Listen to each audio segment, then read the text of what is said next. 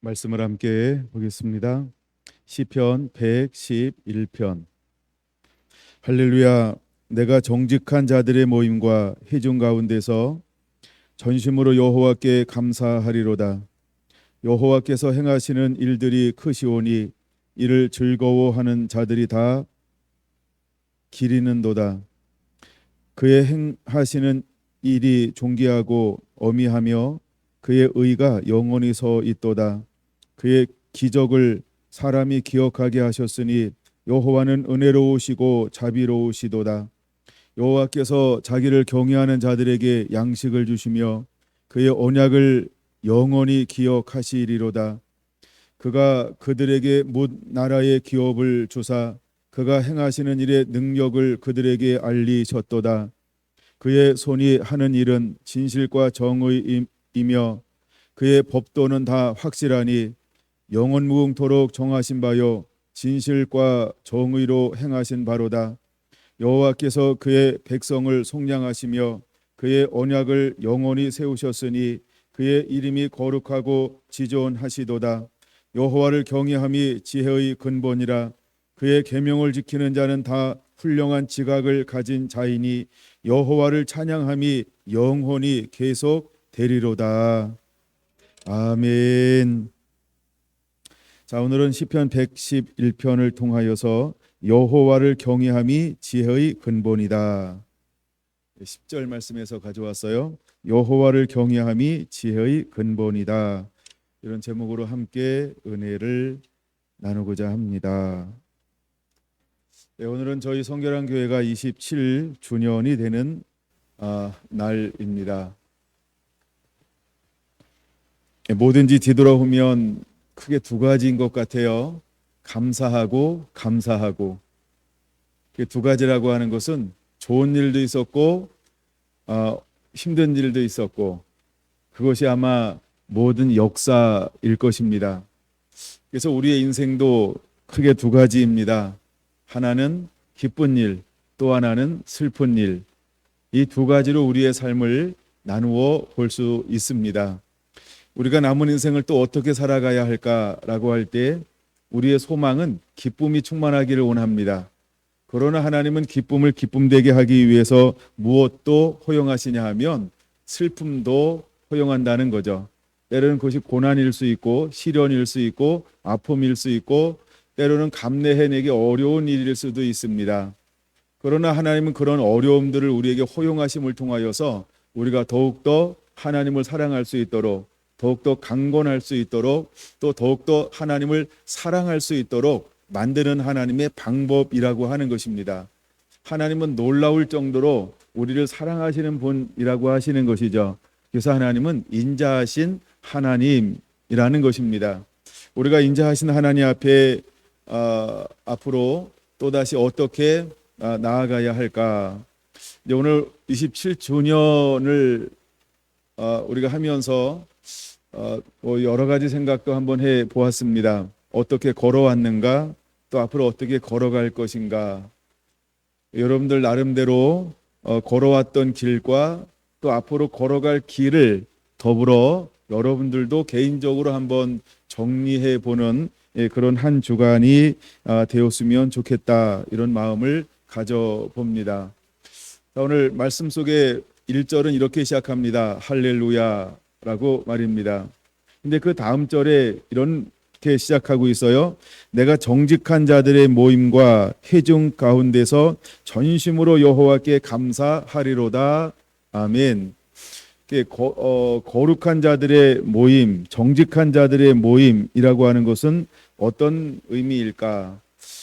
이것을 우리가 이스라엘로 볼 수 있고, 만약에 적는다라고 하면 이렇게 적어야 되는데 10절 말씀인데요. 계명을 지키는 자들의 모임, 계명을 지키는 자들의 모임이 바로 정직한 자들의 모임이라는 것입니다.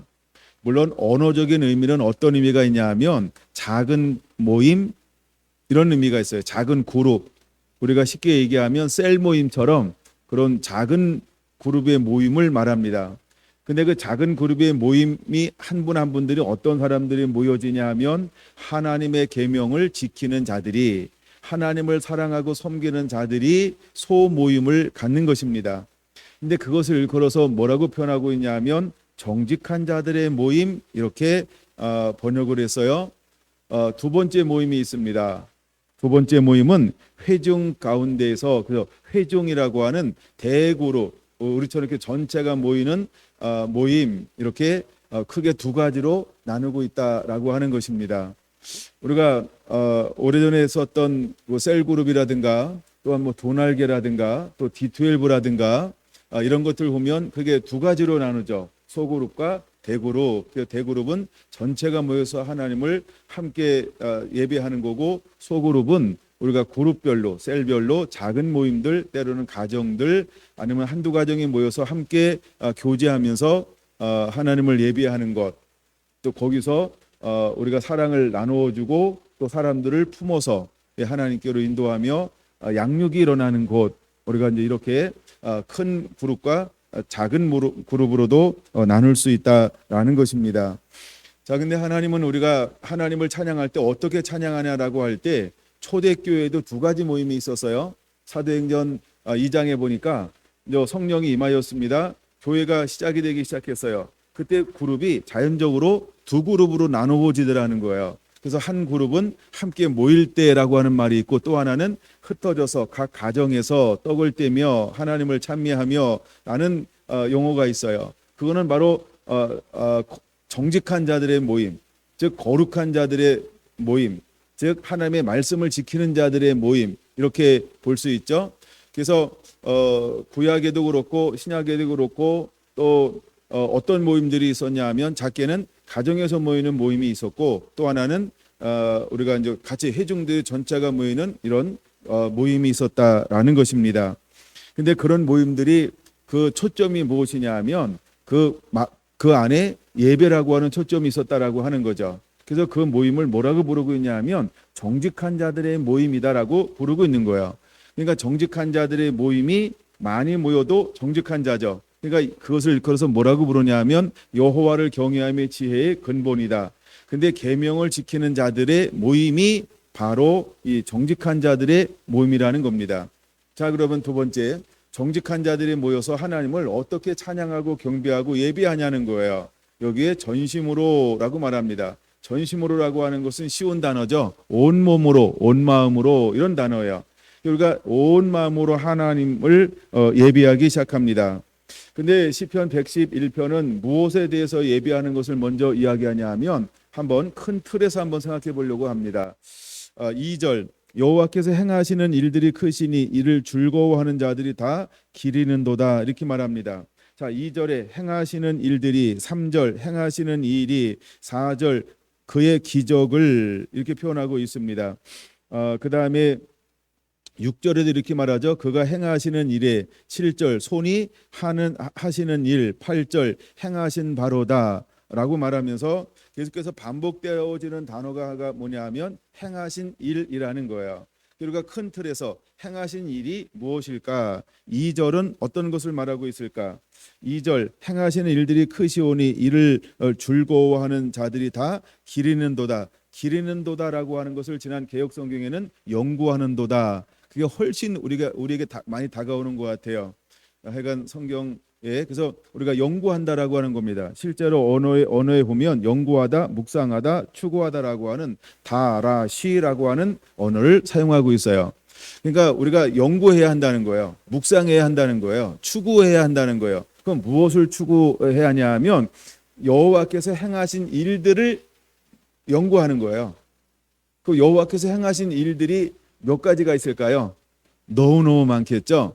그래서 2절에서 여호와께서 행하신 일이다라고 할 때 큰 틀로 보면 어떤 것을 우리가 묵상해야 되냐 하면, 하나님이 창조하신 것, 첫째 날, 둘째 날, 셋째 날, 넷째 날, 다섯째 날, 여섯째 날, 창조하신 것을 우리가 무엇을 해야 한다? 연구해야 한다는 거예요. 묵상해야 한다라고 하는 거예요. 우리가 연구하고 묵상해야 한다라고 하는 거예요. 그 다음에 두 번째 의미, 여호와께서 행하신 일, 무엇을 묵상해야 할까요?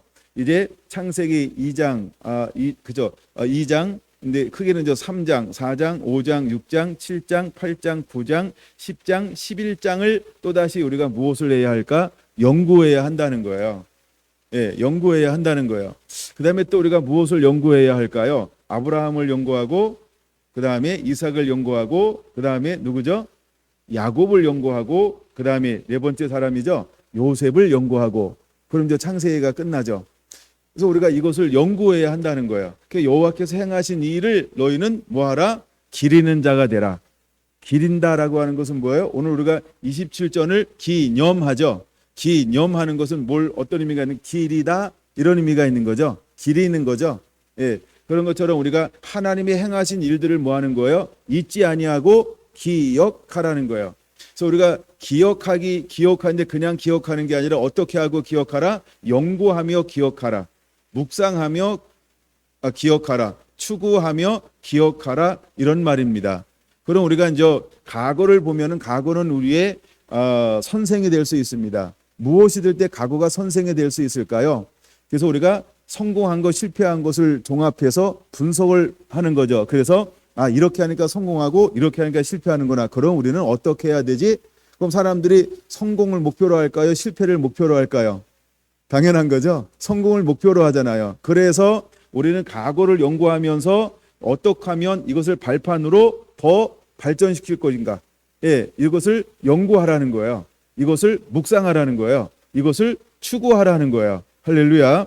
그래서 먼저는 우리가 무엇을 해야 하냐면 하나님은 어떤 분이신가? 어떻게 천지를 창조하셨는가? 사람을 지으신 목적이 무엇인가? 하나님께서 아브라함을 불러서 어떻게 우리에게 하나님이 하고 싶은 것을 아브라함과 후손을 통하여 만들어 놓으셨는가? 왜 하나님은 아브라함을 복의 근원이 되게 만들었을까? 모든 후손이 아브라함의 복을 만든다고 왜 말씀하고 있을까? 그래서 아브라함부터 하나님이 시작하셨단 말이에요. 다시 그러므로 우리는 아브라함을 많이 연구해야 한다는 거예요. 그러니까 오늘도 우리에게 임하는 복은 어느 복이 임하는 걸까요? 아브라함에게 임했던 그 복이 임하는 것입니다. 할렐루야.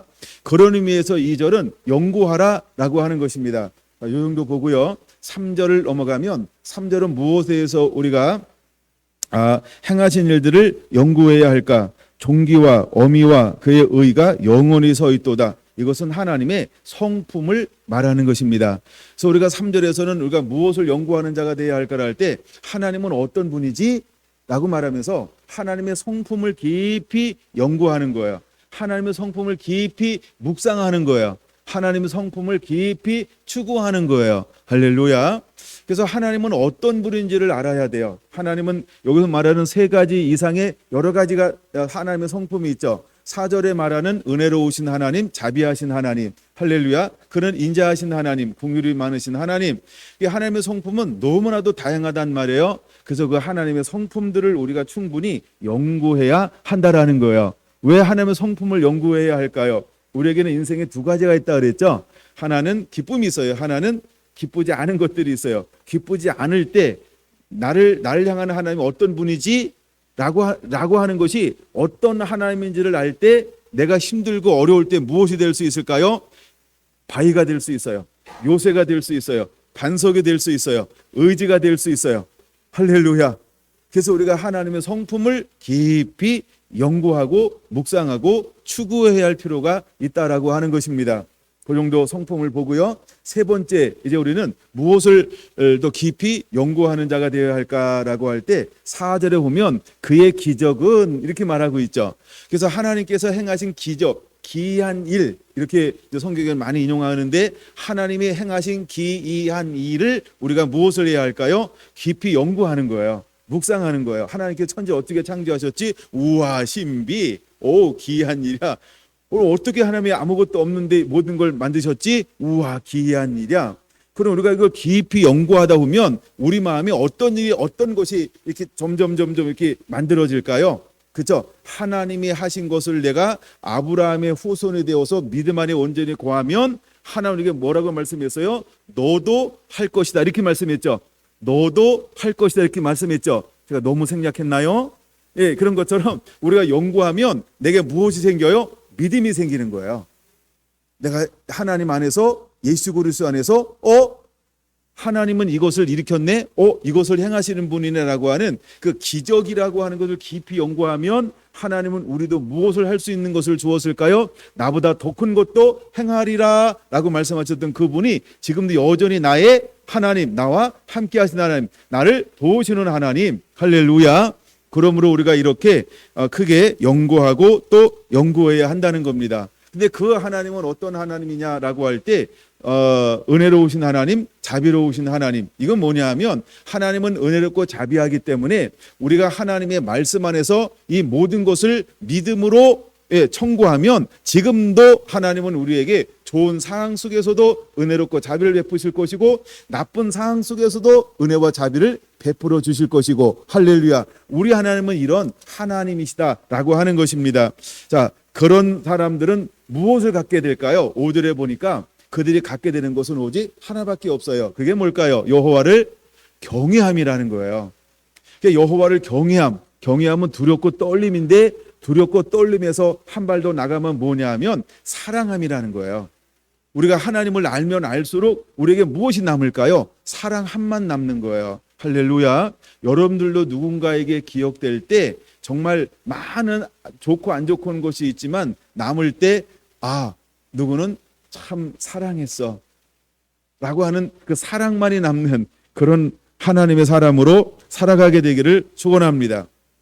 그래서 여호와를 경외함이 남게 된다는 거예요. 근데 역사를 되돌아보면 하나님은 경외하는 자에게 무엇을 하나님은 공급해 주시고 책임져 주시는 분인가라고 할 때 크게 두 가지라고 하는 거예요. 그게 뭐냐 하면 첫째, 양식을 공급해 주시는 하나님.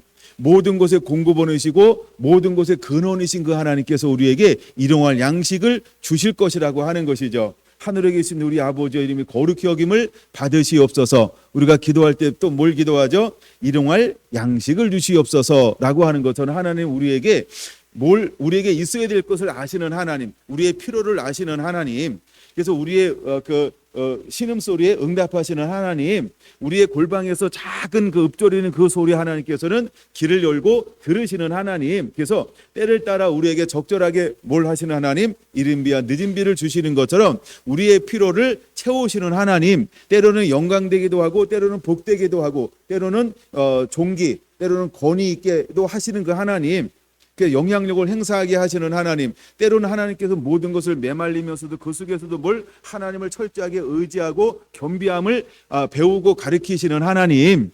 그래서 하나님은 우리의 이렇게 모든 것을 공급해 주시는 그 하나님이시라는 거예요. 근데 하나님께서 모든 것을 공급하는데 경외하는 자에게 어찌하여 왜 무엇 때문에 하나님을 경외한 자에게 모든 것을 공급해 주시고 하나님은 그렇게 사랑해 주실까요? 그것은 이유가 있다는 거예요. 첫째, 경외한 자에게 오는 것은 첫째, 양식을 공급해 주신다. 두 번째는 뭐예요? 하나님은 언약을 기억하신다는 거예요. 언약이라고 하는 게 뭘까? 하나님의 약속이에요. 근데 어떤 약속이냐 하면 하나님은 말씀으로 약속해 주었어요. 그것이 성경에 기록되어져 있죠. 그러면 우리는 부지런히 성경을 읽어야 되는 거예요. 이게 약속이네. 이게 약속이네. 이게 약속이네. 그러면 약속이네를 뭘로 붙잡아야 될까요? 창세기 1장부터 나오는 약속을 붙잡으면 돼요. 우리가 창세기 1장 22절의 말씀을 붙잡게 되기를 바랍니다. 하나님께서 이 모든 만물을 만드시고 생육하고 번성해라 라고 하면서 하나님께 뭘 주었다? 복을 주었다. 제가요 창세기에 나오는 복을 다 찾아봤어요. 지금 다 나눌 수는 없지만 그것이 뭐예요? 우리에게 하나님의 언약이라고 하는 거예요. 두 번째 축복은 뭐냐 하면 사람을 만드셨어요. 그러고 난 다음에 그게 어떤 축복을 주었어요? 내가 너에게 생육하고 번성하고 땅에 충만하라, 이 모든 것을 다스리고 통치하라라고 하는 복을 주었다라고 하는 거예요. 세 번째 복은 어떤 복을 주었을까요? 안식일을 지켜 안식을 내가 복되게 하고 거룩하게 해서, 그래서 세 번째 나오는 복이 안식이래요. 이거 많이 다루고 싶은데 우리가 안식을 지키면 일어나는 것이 있다고 지난번에 말씀드렸죠. 저도 그때 한 1년 전에 하나님께서 은혜 주셔서 안식일에서 어떤 축복이 있는가를 그때 깨달은 것 중에 하나가 뭐냐 하면 하나님은 안식일 통해서 모든 것을 회복하신다는 거예요. 안식일은요 회복의 의미가 제일 강한 거예요. 그래서 하나님은 안식일을 통해서 우리에게 주기를 원했던 그 모든 복이, 또 우리의 어떤 존재인지 우리에게 무엇인지 하는 게 전부를 회복하게 하는 것이 뭐냐면 안식일이라는 거예요. 그래서 안식일은 거룩하게 기억하여 지켜야 한다는 거예요. 할렐루야. 자, 다시 큰 틀에서 한번 봅니다. 그래서 5절에서 하나님께서 우리에게 이제 경외한 자에게 주신 축복이 두 가지. 첫 번째는 어떤 축복을 준다고요? 양식의 축복은요 재정의 축복이고 재물의 축복이죠. 나중에 이제 오후 시간에 그거는 112편에 잘 나오니까 그때 한번 다룰게요. 그 다음에 두 번째 축복은 뭐냐면 하나님은 언약을 기억하신다는 거예요. 그러면 여러분들이 말씀 읽을 때 아브라함에게 어떤 언약을 했지? 사실은 오늘 시간 되면 그걸 다 읽으려고 했는데 넘어갈 거예요. 그래서 아브라함에게 어떤 언약을 했지? 이삭에게 어떤 언약을 했지? 야곱에게 어떤 언약을 했지? 그 다음에 요셉에게 어떤 언약을 했지? 더 나아가 출애굽기에서 모세에게 어떤 언약을 했지? 이것은 이제 창세기 아브라함부터 나가야 돼. 15장부터. 그 다음에 여호수아에게 또 어떤 언약을 했지? 사사들에게 어떤 언약을 했지? 사무엘에게 어떤 언약을 했지? 그 다음에 왕들에게는 어떤 언약을 했는가? 또 손자들에게는 어떤 언약을 했는가? 이제 신약으로 넘어와서 하나님은 사가랴와 엘사벳에게 어떤 언약을 했는가? 더 나아가 하나님을 믿는 이제 자녀된 자에게 사도행전에서 어떤 언약을 하고 있는가? 이거 전부 언약이라고 하는 거예요. 그 다음에 이제 서신서를 통해서 하나님은 서신서, 예를 들어 사도 바울을 통해서 우리에게 어떤 언약을 해주고 있지? 이런 언약, 약속들이 있다라고 하는 거예요. 그러므로 성경은 전부 뭘로 만들어졌냐 하면 하나님의 약속이라는 거예요. 그래서 이것을 우리가 한마디로 부를 때 뭐라고 불러요? 구약 성경, 신약 성경 이렇게 부르죠. 그래서 구약, 신약, 그 약자가 무슨 약자일까요? 예, 그래서 하나님은 이것이 언약이라는 거예요. 약속했다는 거예요. 하나님께서 이것을 약속보다 더 강한 용어가 하나 있어요. 맹세라는 단어입니다. 하나님 이것을 우리에게 맹세해 주었다는 거예요.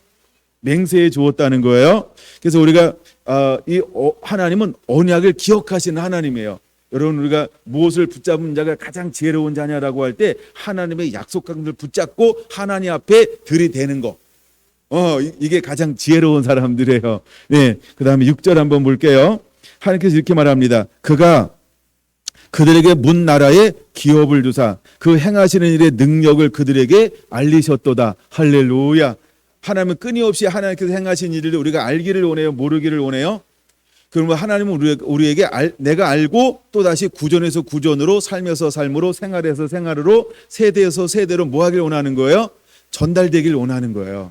오늘 우리 여러 세대가 함께 나와서 꽃을 주고 꽃을 받고 또 나누고 축복해 주었고 서로 뭐 하는 거예요? 전수가 되어지죠. 전달이 되어지는 거죠. 그래서 그것이 기억되어지는 것이죠. 하나님은 우리가 이렇게 되기를 원하고 있다라고 하는 거예요. 오늘 우리가 했던 그 작은 시간들이 그런 걸 하나로 보여주는 모형이라고 하는 것입니다. 자, 7절 봅니다. 드디어 이제 7절 속에서 우리가 볼 수 있는 게 뭐냐 하면 정말 우리가 사는 세대를 어떤 세대로 봐야 될까라고 할 때 우리가 사는 세대는 마지막 때에 가까이 다가가고 있다라고 하는 것입니다. 여러분들이 한번 그냥 빨리 찾아보시면 되겠는데 각자 요한계시록 6장에 보면 7 인복이 나옵니다. 7 인복에 첫 번째 나온 게 흰말이 오는데 흰말은 뭐냐 하면 미혹의 세대가 온다라고 하는 겁니다. 무슨 세대가 온다고요? 요한계시록 6장 미혹의 세대가 옵니다. 미혹의 세대가 오면서 그 다음에 무엇이 옵니까? 예, 전쟁의 세대가 옵니다. 지금 전쟁이 실제로 일어나고 있죠. 그럴 때 놀라운 일들이 벌어지고 있어요. 먼 나라, 딴 나라 이야기인 것처럼 생각했는데, 그렇죠? 우리 속에 들어왔어요. 여러분들 매일매일 영향을 많이 받고 있죠. 예, 우리 저기 그 식용유 빨리 사셔야 되는데. 지금 공개적으로 지금 우리나라에서 나타난 것 중에 하나는 식용유 파동이에요. 두 번째는 무슨 파동? 사실 첫 번째죠. 무슨 파동이 일어나고 있나요? 휘발유 가격이 싸졌어요. 아닌가요? 경유값이 비싸졌나요? 어떻게 표현해야 이것이 극적으로 될지 하여간 제가 여러 가지 표현이 재밌더라고요. 자, 그러면 전쟁 그 다음에 오는 게 뭐라고요? 기근이라는 거예요. 그러니까 전쟁은 뭘로 오냐면 미혹으로부터 와요. 미혹되어서 오는 거예요. 왜 그는 20년 건자에 앉아 있으니까 왜 그 자꾸 나라를 크림반도를 크림이니까 맛있잖아요. 그러니까 또 먹고 싶고 또 먹고 싶고 또 먹고 싶은 마음이 어디서 도대체 오는 걸까요? 제정신일까요? 그렇죠. 사랑하면 그 마음이 올까요? 서로 존중하면 그 마음이 올까요? 미혹이라고 하는 건 미혹. 뭐에 대한 미혹일까요? 권자에 대한 미혹이요. 높아지고자 하는 미혹이요. 사단이 스스로 교만하여, 그렇죠? 보호자와 같을까 하노라고 하는 끊임없이 무엇이 그를 충동했어요? 교만이요. 여러분 시진핑이 제 3선이래 계속해서 이제 영구 집권할 것을 올해 이제 가을에 합니다. 이것 때문에 수년부터 뭘 하는 거예요? 작업을 하는 거예요. 근데 작업을 하면서 그 수많은 인구 가운데 무엇을 하기 시작하나요? 보이지 않는 통제와 압제와 폭정과 그쵸? 수많은 사람들은 죽어나가고 있다라고 하는 거예요. 누구 때문에? 그 한 사람과 그 권력을 떠받치는 사람들 때문에 이것이 권력이라는 거예요. 근데 왜 그럴까요? 미혹당했기 때문에 그런 거예요. 미혹이라고 하는 거예요. 그래서 미혹 때문에 일어나는 게 뭐예요? 전쟁이에요. 전쟁이 일어나니까 전 세계로 지금 어떤 일이 벌어지고 있어요? 다 밀을 수출하지 않는데요. 밀을 좋아하는 분은 지금 미리 먹어주셔야 돼요. 이제 앞으로 2배, 3배 내고 먹을지 몰라요. 아, 비쌀 때 맛있나? 아, 쌀 때도 맛있어요. 그 다음에 이제 전쟁이 일어나요. 그 다음에 뭐가 오는 걸까요? 성경에는 순서가 질병이 오죠. 질병이 오죠. 네 번째가 질병이 와요. 질병이 옵니다. 이것은 환난 전에 일어나는 겁니다.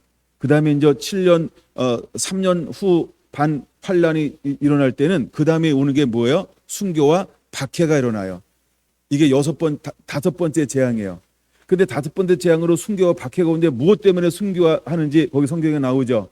하나님의 말씀과 그의 증거로 인하여 이렇게 말합니다.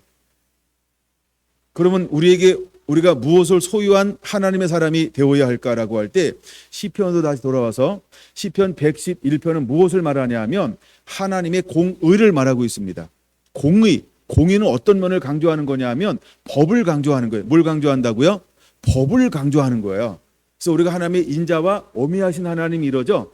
근데 인자는 112편에 나오고요. 어미하신 하나님은 111편에 나와요. 그럼 111편은 뭐가 주동이 되어지냐 하면 하나님의 언약인데 계명인데 약속인데 이것을 우리는 율법 이렇게 말하는 거예요. 그래서 오늘 우리가 이제 정권이 바뀌었는데 희한하게 이번 정권이 어떤 출신이었어요? 법관 출신이죠. 검사 출신이요. 그래가지고 나름대로 한국을 이끌어가는 수많은 탑 클래스의 어떤 사람들이 많이 앉게 되었어요. 법조인들이 많이 앉게 됐죠. 그래서 많은 사람들이 우려하는 것 중에 하나가 뭐예요? 법치 국가가 될 것이다. 아니 원래 우리 법이 다스리는 국가예요. 그렇죠? 근데 하여간 하나님의 마지막 때에도 무엇이 회복될 것이냐 하면 아모스에 보는 것처럼 말씀을 듣지 못한 기갈이다라고 말하면서 어떤 사람을 찾는 거예요? 공법과 물처럼 공법을 물처럼 하수처럼 흐르게 만드는 것이 먼저 회복되어져야 한다는 거예요. 왜냐하면 세상에 타락이 되면 타락이 된 것을 질서를 잡는 것 중에 하나가 뭐냐 하면 법이요 이런 거예요. 법이 여기서 법의 회복이라고 하는 겁니다. 법이 회복이 돼야 돼요. 그럼 우리의 법은 뭘까요? 하나님의 말씀이죠. 그래서 말씀이 뭐 해야 된다? 회복되어져야 한다는 거예요. 우리는 그런 시대에 살고 있어요. 그러므로 여러분 삶 가운데 먼저 무엇이 회복되어져야 할까요? 네? 법이 회복되어져야 하는 것입니다. 그래서 7절 이렇게 말하는 거예요. 그의 손이 하신 일은 진실과 정의이며 그의 법도는 다 확실하니 영원 무궁토록 정하신 바요 진실과 정의로 행하신 바로다. 여호와께서 그 백성을 속량하시고 그의 언약을 영원히 세우셨으니 그의 이름이 거룩하고 지존하시도다. 여호와를 경외함이 지혜의 근본이라. 그의 계명을 지키는 자는 다 훌륭한 지각을 가진 자니. 지각을이라고 할 때 쉽게 해요. 그 위에 나오는 지혜, 이렇게 그냥 지혜로 연결하면 지각이 금방 이해할 겁니다. 하나님 마지막 때 우리가 뭘 하는 자가 되기를 원하는 거예요? 하나님 여호와를 경외함을 통해서 그분이 가지고 있는 지혜로 분별해내기, 그 지혜를 가지고 사는 자가 되기를 원하는 거예요. 그럼 이걸 우리가 다시 이렇게 표현해 볼게요. 법치국가가 되어야 한다 이 말입니다. 때로 하나님이 회복할 때 우리 안에 두 가지가 회복됩니다. 근데 오전에는 하나만 먼저 얘기하는 거예요. 법이 회복되어져야 하는 거예요. 뭐가 회복되어져야 한다고요? 율법이 회복되어져야 한다는 거예요. 그 다음에 112편에는 무엇이 회복되어지는 거예요? 인자하심이 회복되어지는 거예요. 사랑이 회복되어지는 거예요. 자비가 회복되어지는 거예요. 긍휼이 회복되어지는 거예요. 근데 긍휼이 회복되기 전에 먼저 뭐가 회복되어져야 된다고요? 법이 회복되어져야 돼요. 법이 회복되어져야 거룩한 질서가 세워질 수 있는 거예요. 할렐루야. 자, 이제 한 분 한 분들이 나오셔서 이제 출애굽기 말씀을 함께 봉독하기 시작할 겁니다. 우리 첫 번째 출애굽기 20장. 하나님이 이 모든 말씀으로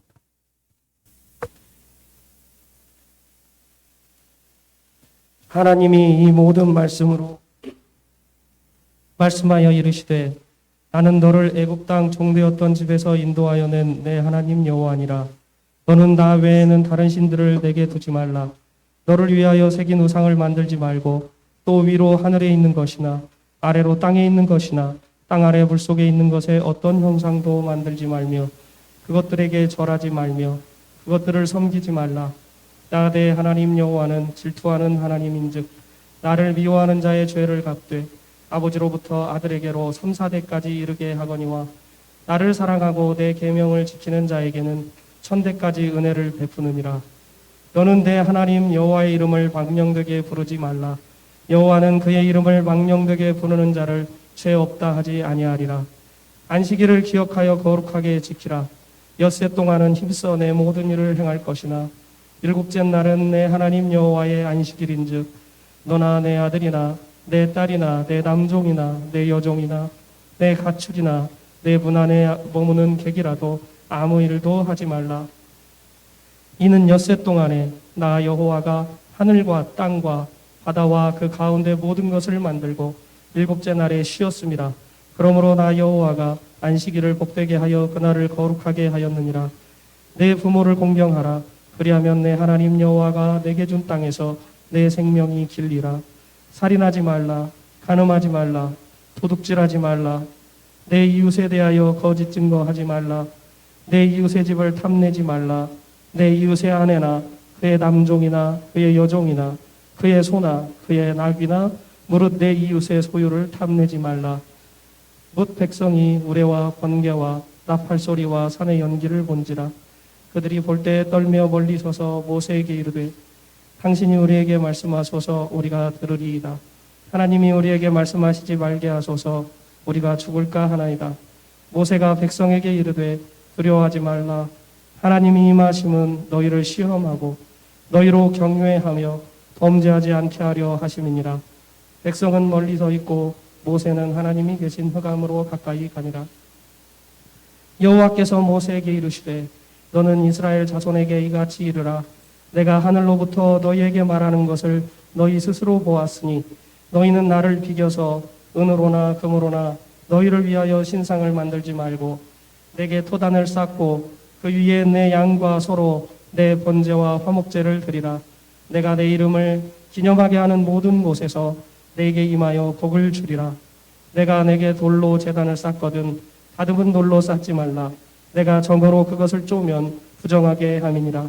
너는 층계로 내 제단에 오르지 말라. 내 하체가 그 위에서 드러날까 함이니라. 내가 네 백성 앞에 세울 법규는 이러하니라. 내가 히브리 종을 사면 그는 엿새 동안 섬길 것이요 일곱째 날 해에는 몸값을 물지 않고 나가 자유인이 될 것이며 만일 그가 단신으로 왔으면 단신으로 나갈 것이요 장가 들었으면 그의 아내도 그와 함께 나가려니와 만일 상전이 그에게 아내를 주어 그의 아내가 아들이나 딸을 낳았으면 그의 아내와 그의 자식들은 상전에게 속할 것이요 그는 단신으로 나갈 것이로되 만일 종이 분명히 말하기를 내가 상전과 내 처자를 사랑하니 나가서 자유인이 되지 않겠노라 하면 상전이 그를 데리고 재판장에게로 갈 것이요 또 그를 문이나 문설주 앞으로 데리고 가서 그것에다가 송곳으로 그의 길을 뚫을 것이라. 그는 종신토록 그 상전을 섬기리라. 사람이 자기의 딸을 여종으로 팔았으면 그는 남종같이 나오지 못할지며 만일 상전이 그를 기뻐하지 아니하여 성간하지 아니하면 그를 속량하게 할 것이나 상전이 그 여자를 속인 것이 되었으니 외국인에게는 팔지 못할 것이요 만일 그를 자기 아들에게 주기로 하였으면 그를 딸같이 대우할 것이요 만일 상전이 다른 여자에게 장가들지라도 그 여자의 음식과 의복과 동침하는 것은 끊지 말 것이요 그가 이 세 가지를 시행하지 아니하면 여자는 속전을 내지 않고 그저 나가게 할 것이니라.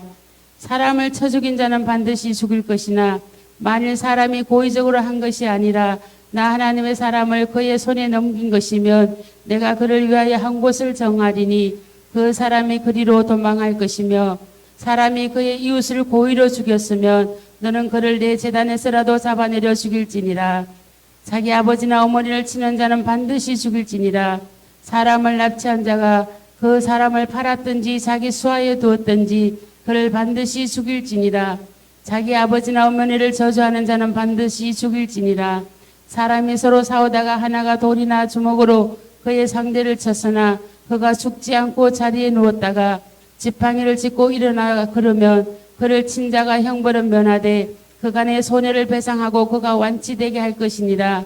사람이 매로 그 남종이나 여종을 쳐서 당장에 죽으면 반드시 형벌을 받으려니와 그가 하루나 이틀을 연명하면 형벌을 면하리니 그는 상전의 재산임이니라.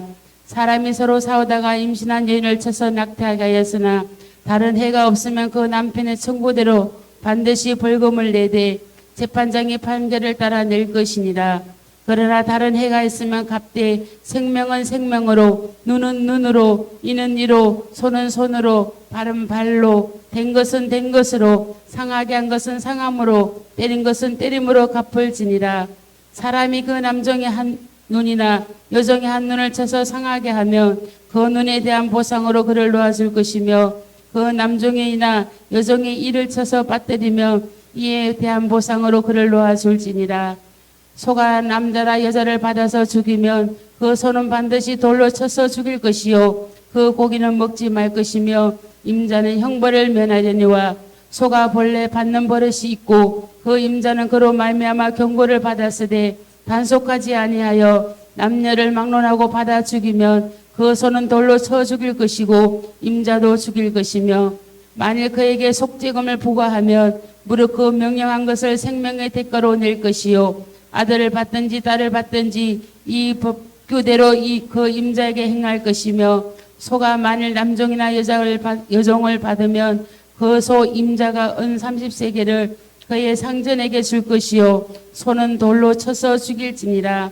사람이 구덩이를 열어두거나 구덩이를 파고 덮지 아니하므로 소나 나귀가 거기에 빠지면 그 구덩이 주인이 잘 보상하여 짐승의 임자에게 돈을 줄 것이요 죽은 것은 그가 차지할 것이니라. 이 사람의 소가 저 사람의 소를 받아 죽이면 살아있는 소를 팔아 그 값을 반으로 나누고 또한 죽은 것도 반으로 나누려니와 그 소가 본래 받는 버릇이 있는 줄을 알고도 그 임자가 단속하지 아니하였으면 그는 서로 소를 갚을 것이요 죽은 것은 그가 차지할 것이니라. 사람이 소나 양을 도둑질하여 잡거나 팔면 그는 소 한 마리에 소 5마리로 갚고 양 한 마리에 양 4마리로 갚을지니라.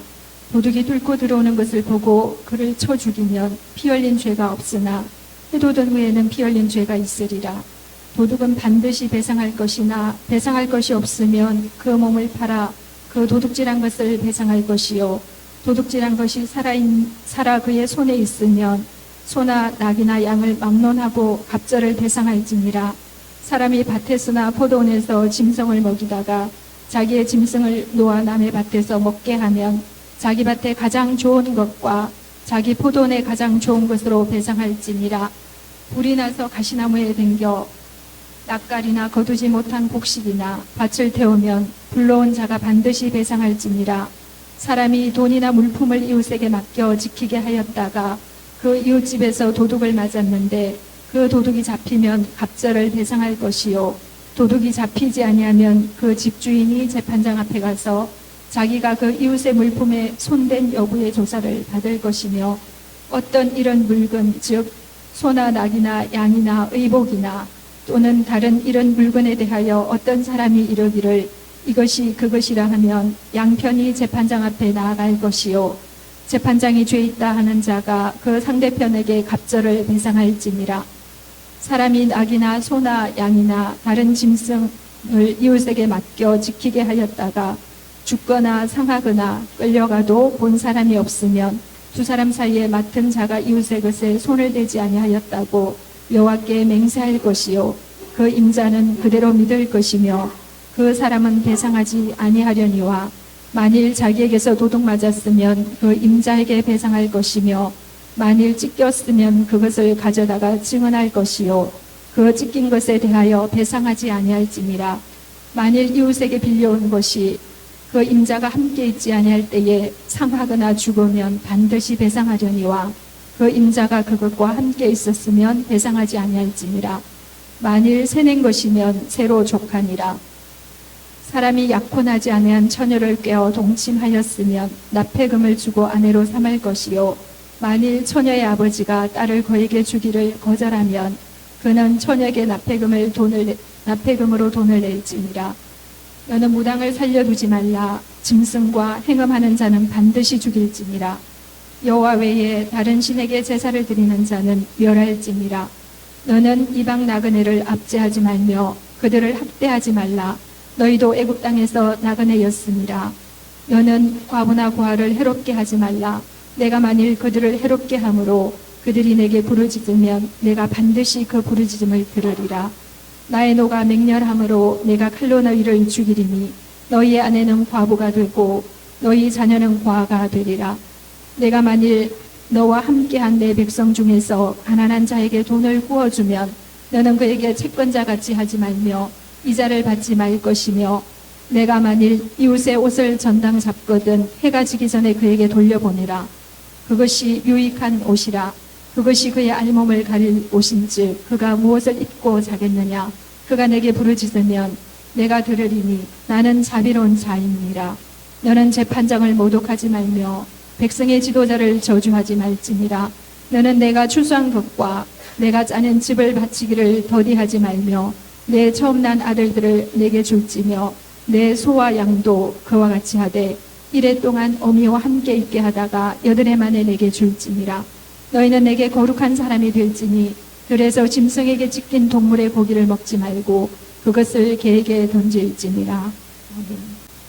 23장. 너는 거짓된 풍설을 퍼뜨리지 말며 악인과 연합하여 위증하는 증인이 되지 말며 다수를 따라 악을 행하지 말며 송사의 다수를 따라 부당한 증언을 하지 말며 가난한 자의 송사라고 해서 편벽되이 두둔하지 말지니라. 내가 만일 내 원수의 길 잊은 소나 나귀를 보거든 반드시 그 사람에게로 돌리지 말며 내가 만일 너를 미워하는 자의 나귀가 짐을 싣고 엎드러짐을 보거든 그것을 버려두지 말고 그것을 도와 그 짐을 부릴지니라. 너는 가난한 자의 송사라고 정의를 굳게 하지 말며 거짓 일을 멀리하며 무죄한 자와 의로운 자를 죽이지 말라. 나는 악인을 의롭다 하지 아니하겠노라. 너는 뇌물을 받지 말라. 뇌물을 받은 자의 눈을 어둡게 하고 의로운 자의 말을 굳게 하느니라. 너는 이방 나그네를 압제하지 말라. 너희가 애굽 땅에서 나그네 되었음은 즉 나그네의 사정을 아느니라. 너는 6해 동안은 너의 땅 타종하여 그 소산을 거두고 7째 해에는 갈지 말고 묵혀두어서 내 백성의 가난한 자들이 먹게 하라. 그 남은 것을 그 짐승이 먹으리라. 내 포도원과 감람원도 그리할지니라. 너는 6해 동안에 내 일을 하고 7째 날에는 쉬라. 내 소와 나귀가 쉴 것이며 내 여종의 자식과 나그네가 숨을 돌리리라. 내가 내게 이른 모든 일을 삼가 지키고 다른 신들의 이름을 부르지도 말며 내 입에서 들리게도 하지 말지니라. 너는 매년 3번 내게 절기를 지킬지니라. 너는 무교병의 절기를 지키라. 내가 내게 명령한 대로 아비위를 일에 정한 때에 2대 동안 무교병을 먹을지니 이는 그 달에 내가 애굽에서 나왔음이니라. 빈손으로 내 앞에 나오지 말지니라. 매추절을 지키라. 이는 내가 수고하여 밭에 뿌린 것의 첫 열매를 거둠이니라. 수장절을 지키라. 이는 내가 수고하여 이룬 것을 연말에 밭에서부터 거두어 저장함이니라. 내 모든 남자는 매년 3번씩 주 여호와께 보일지니라. 너는 내 제물의 피를 유교병과 함께 드리지 말며 내 절기 제물의 기름을 아침까지 남겨두지 말지니라. 내 토지에서 처음 거둔 열매의 가장 좋은 것을 가져다가 너희 하나님 여호와의 전에 드릴지니라. 너는 염소 새끼를 그 어미의 젖으로 삼지 말지니라. 내가 사자를 내 앞에 보내어 앞에서 너를 보호하여 너를 내가 예비한 곳에 이르게 하리니 너희는 삼가 그 목소리를 청종하고 그를 노엽게 하지 말라. 그가 너희의 허물을 용서하지 아니할 것은 내 이름에 그에게 있음이니라. 내가 그의 목소리를 잘 청종하고 내 모든 말대로 행하면 내가 내 원수에게 원수가 되고 내 대적에게 대적이 될지니라. 내 사자가 내 앞에서 가서 너를 아모리 사람과 헷 사람과 브리스 사람과 가나안 사람과 히위 사람과 여부스 사람에게로 인도하고 나는 그들을 끊으리니 너는 그들의 신을 경배하지 말며 섬기지 말며 그들의 행위를 본받지 말고 그것들을 다 깨뜨리며 그들의 주상을 부수고 내 하나님 여호와를 섬기라. 그리하면 여호와가 너희의 양식과 물에 복을 내리고 너희 중에 병을 제하리니 내 나라에 낙타하는 자가 없고 임신하지 못하는 자가 없을 것이라. 내가 너희의 날수를 채우리라. 내가 내 위엄을 내 앞서 보내어 내가 이를 곳에 모든 백성을 물리치고 내 모든 원수들이 내게 등을 돌려 도망하게 할 것이며 내가 왕벌을 내 앞에 보내리니 그 벌이 히위 족속과 가나안 족속과 헷 족속을 내 앞에서 쫓아내리라. 그러나 그 땅에 황폐하게 되므로 그 짐승이 번성하여 너희를 해할까 하여 1년 안에는 그들을 내 앞에서 쫓아내지 아니하고 내가 번성하여 그 땅을 기업으로 얻을 때까지 내가 그들의 내 앞에서 조금씩 쫓아내리라. 내가 내 경계를 홍해에서부터 블르셋 바다까지 광야에서부터 강까지 정하고 그 땅의 주민을 내 손에 넘기리니 내가 그들을 내 앞에 쫓아낼지라. 너는 그들과 그들의 신들과 언약하지 말라. 그들이 내 땅에 머무르지 못할 것은 그들이 너를 내게 범죄하게 할까 두려움이라. 내가 그 신들을 섬기면 그것이 너의 올무가 되리라. 아멘. 감사합니다. 이처럼 오늘 우리에게 가장 중요한 회복 중에 하나가 무엇이냐 하면 말씀의 회복이라는 겁니다. 우리가 구약으로 보면 율법의 회복이라고 하는 것입니다. 근데 여호와를 경외하는 자는 10절에 이렇게 말합니다. 여호와를 경외하는 자는 그의 계명을 지키는 자라고 하는 것입니다. 근데 여호와의 계명을 지키는데 어떻게 지키냐 하면 즐거이 지키게 될 것입니다. 이것이 이제 오후에 나눌 것인데 112편 1절 이렇게 말합니다. 할렐루야. 여호와를 경외하며 그의 계명을 크게 즐거워하는 자는 복이 있도다. 먼저 여러분들 가운데 말씀이 말씀되게 회복되는 은혜가 먼저 임하게 되기를 축원합니다. 우리가 사는 이 시대에는 무엇이 회복되어져야 할까? 말씀이 회복되어져야 합니다. 우리는 어떤 사람으로 일컬음을 받아야 될까? 하나님의 계명을 지키는 자로 일컬음을 받아야 합니다. 그럴 때 하나님은 그 다음 것을 함께 행할 수 있는 그런 준비가 되어지는 것입니다. 오늘 27주년을 맞이하는 성결한 교회 온 성도들 안에 말씀이 말씀되게 회복되는 또 그런 갈망과 사모함이 일어나는 귀한 시간 되기를 예수님의 이름으로 축원합니다. 아멘.